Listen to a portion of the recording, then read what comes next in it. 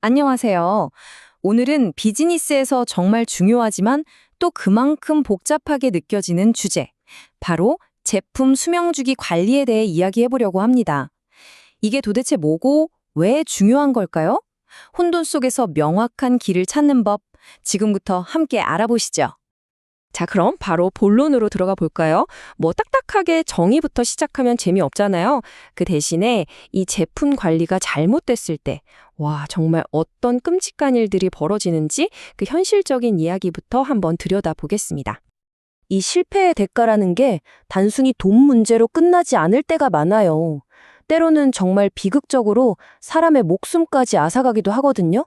바로 이 챌린저 우주 왕복선 참사처럼요.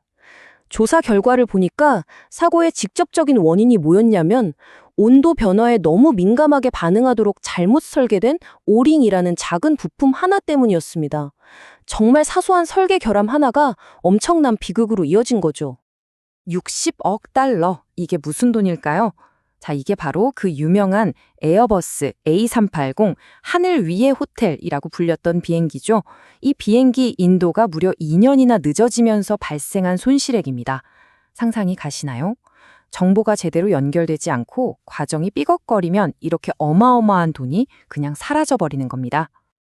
근데 더 흥미로운 건요. 이런 일들이 뭐 에어버스만의 특별한 사례가 아니라는 거예요. 자, 이 정부 보고서를 한번 보세요.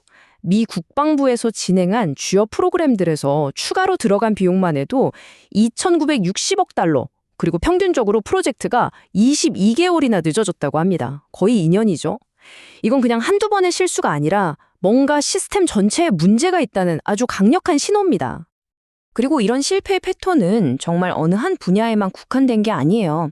항공우주 산업의 보잉 737 맥스 소프트웨어 문제, 또 자동차 업계 폭스바겐 배출가스 조작 사건, 토요타의 대규모 리콜, 심지어 우리 아이들이 쓰는 유아용품까지. 정말 끔찍한 제품 실패 사례들이 계속해서 터져 나오고 있죠. 이 모든 사건들 깊숙이 파고 들어가 보면 결국엔 한 가지 공통점이 보입니다. 바로 제대로 연결되지 않은 정보, 그리고 단절된 협업이죠. 아니, 도대체 왜 이런 일들이 계속 반복되는 걸까요? 이제 그 근본적인 원인을 한번 파헤쳐보죠. 자, 한번 상상해 보세요. 우리가 최신 스마트폰을 개발하는 회사라고 칩시다. 다들 열심히 일하고 좋은 제품을 만들고 싶어 하죠. 근데 각 팀이 자기만의 세상, 그러니까 사일로에 갇혀 있을 때 과연 어떤 일들이 벌어질까요? 이 표가 바로 그 문제를 아주 적나라하게 보여줍니다. 마케팅팀은 고객이 원한다 외치면서 아직 개발도 안 된 기능을 넣어달라고 하고, 연구개발팀은 기술적으로 완벽해야 한다면서 생산 라인에서는 절대 만들 수 없는 디자인을 넘겨요.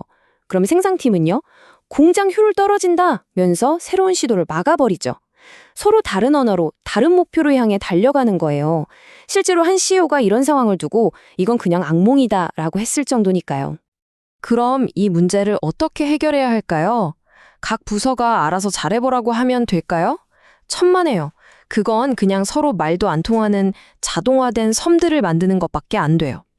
예를 들어 엔지니어링 팀이 최신 설계 툴을 도입해서 설계 속도를 2배로 올렸다고 칩시다. 와, 대단하죠? 근데 그렇게 빨리 만든 설계가 고객이 전혀 원하지 않는 기능이거나 생산팀에서 아예 만들 수가 없는 거라면 그게 무슨 소용이 있겠어요? 바로 이겁니다. 이렇게 부서들이 따로 놀면 제품 데이터가 딱 이런 꼴이 나는 거죠. 프론트 1, 라이트 1, 트라이아, DS8. 이게 도대체 무슨 파일인지, 최신 버전이 맞는지, 어느 부품에 쓰는 건지, 이걸 보고 누가 알겠어요? 중요한 정보들은 바로 이런 혼돈 속으로 그냥 사라져버리는 겁니다. 자, 이렇게 점점 더 복잡해지고 엉망이 되어가는 상황을 해결하기 위해서 드디어 2000년대 초반에 하나의 해결책이 등장합니다. 바로 오늘 우리가 이야기할 제품 수명주기 관리, 줄여서 PLM이라는 새로운 패러다임이죠. 이 PLM이 도대체 뭘 해결하려는 건지 가장 쉽게 이해할 수 있는 비유가 있어요. 바로 그 유명한 장님과 코끼리 이야기입니다. 아시죠? 어떤 사람은 다리를 만지고 기둥 같다고 하고, 어떤 사람은 코를 만지고 뱀 같다고 하잖아요. 각자 자기가 아는 부분만 보고 전체를 못 보는 거죠. 아까 그 스마트폰 개발 상황이 딱 그랬던 겁니다. 마케팅 팀은 고객이라는 다리만 만지고 엔지니어링 팀은 기술이라는 코만 만지고 있었던 셈이에요. 그래서 제품 수명주기 관리, 이 PLM이라는 건요, 바로 사람, 데이터, 업무 과정, 그리고 모든 시스템을 하나로 쫙 묶는 겁니다. 그래서 제품의 아이디어가 처음 나오는 순간부터 설계, 생산, 나중에 서비스하고 폐기하는 그 모든 과정을 통째로 관리하는 전략이에요. 아주 간단히 말하면 드디어 모두가 코끼리의 전체 모습을 볼 수 있게 만들어주는 방법, 바로 그겁니다. 사실 이 PLM이라는 게 어느 날 갑자기 짠 하고 나타난 건 아니에요. 이 타임라인을 보시면 시장이 점점 글로벌화되고 품질에 대한 요구는 높아지고 또 인터넷이 등장하면서 데이터 공유가 가능해졌잖아요.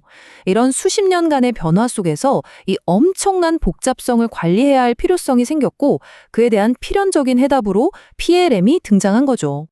좋아요. 그럼 이 PLM이라는 게 구체적으로 어떻게 우리 모두가 그 코끼리 전체를 볼 수 있게 만들어준다는 걸까요? 그 방법을 한번 들여다보죠. 핵심 원리는 크게 4가지로 볼 수 있어요. 첫째는 모든 제품 관련 데이터를 딱 한 곳, 중앙 저장소에 모으는 거예요. 이걸 단일 진실 공급원이라고 부르는데 더 이상 이게 최신 버전 맞아? 같은 혼란이 없어지는 거죠. 둘째, 설계 변경 같은 중요한 업무들이 여러 부서에 걸쳐서 물 흐르듯이 자동으로 착착 진행되게 프로세스를 통합하는 겁니다. 셋째, 모든 팀이 바로 그 단일 진실 공급원에 있는 똑같은 데이터를 보면서 동시에 일하는 거예요. 이게 진짜 협업이죠. 그리고 마지막으로 아이디어가 나올 때부터 제품이 수명을 다하고 재활용될 때까지 그 모든 여정을 하나의 시스템 안에서 관리해서 전체 그림을 놓치지 않는 겁니다. 자, 그래서 핵심은 바로 이겁니다. 아까 봤던 그 프론트 1점 라이트 1점 트라이아 DS8 같은 암호 같은 파일명 대신에 PLM은 이렇게 딱 정리된 자재 명세서, 즉 BOM이라는 걸 보여주는 거죠. 이걸 보면 누구나 이 스마트폰은 크게 B랑 C라는 덩어리로 만들어지고 B 덩어리 안에는 F 부품 2개랑 G 부품 4개가 들어가는구나 하고 한눈에 파악할 수 있는 거예요. 정말 명확하죠? 자, 그럼 이제 다시 처음으로 돌아가 보죠. 이렇게 코끼리 전체를 보게 되면 그래서 우리한테 좋은 게 도대체 뭘까요? 이 복잡한 비즈니스 세상에서 PLM이 가져다주는 진짜 보상은 무엇인지 한번 알아보겠습니다. 코끼리 전체를 보게 되면 우리가 맨 처음에 이야기했던 그 끔찍한 문제들 있죠? 개발 지연, 비용 폭탄, 품질 불량 같은 것들을 정면으로 해결할 수 있게 됩니다. 여기서 정말 중요한 포인트가 하나 있어요.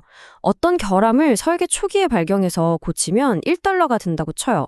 근데 이걸 놓쳐서 생산 직전에 발견하면 똑같은 걸 고치는데 $1,000가 될 수도 있다는 거예요.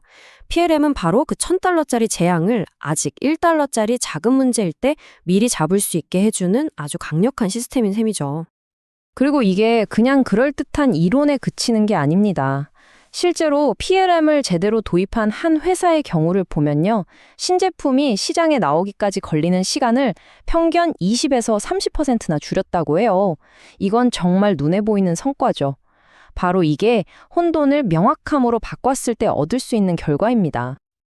자, 세상은 점점 더 복잡해지고 공급망은 전 세계로 뻗어나가고 고객들의 눈높이는 하늘 높은 줄 모르고 올라가고 있습니다. 이런 세상에서 과연 아직도 코끼리 전체를 보지 않고 버틸 수 있는 회사가 있을까요? 이 질문을 여러분께 던지면서 오늘 이야기를 마무리하겠습니다.